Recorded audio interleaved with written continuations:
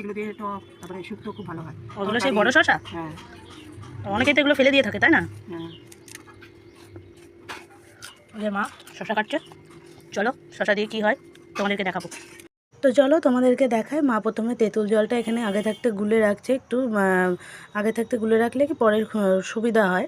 তো প্রথমে কড়াইয়ে তেল দিয়ে একটু সর্ষে ফোড়ন দিয়ে একটু শুকনো লঙ্কা ফোড়নটা দেওয়ার পর শশাগুলো দিয়ে দিলে একে একে সব কটা, তারপরে একটু ভেজে নেওয়ার পরে একটু হলুদ আর একটু চিনি আর একটু নুন দেওয়ার পরে একটু ভালো করে একটু নেড়ে চেড়ে নিয়ে তখন দিয়ে দিতে হবে তেঁতুলটা।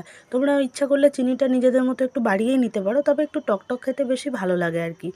তারপরে আর কি একটু ঢাকা দিয়ে দিলে, তারপরে খুলে নিয়ে একটু দেখে নিলে কেমন কি হয়েছে না হয়েছে, তারপর আবার একটু নাড়াচাড়া করবে, তারপরে প্রয়োজন মতো আবার একটুখানি ঢেকে দিলে, মানে একটু এটা থকথকে মোটা একটু লেয়ার চলে আসলে বুঝতে পারবে চাটনিটা হয়ে এসছে বা টকটা হয়ে এসছে। দেখো এরকম লেয়ার চলে আসলে, মানে এরকম একটু থকথকে হয়ে আসলে জিনিসটা একদম পুরো খাওয়ার জন্য রেডি। তো তোমরাও ঝটপট বানিয়ে ফেলো শশার টক বা শশার চাটনি। বিশ্বাস করো আমি আজকে প্রথম খেলাম, খেতে অসাধারণ।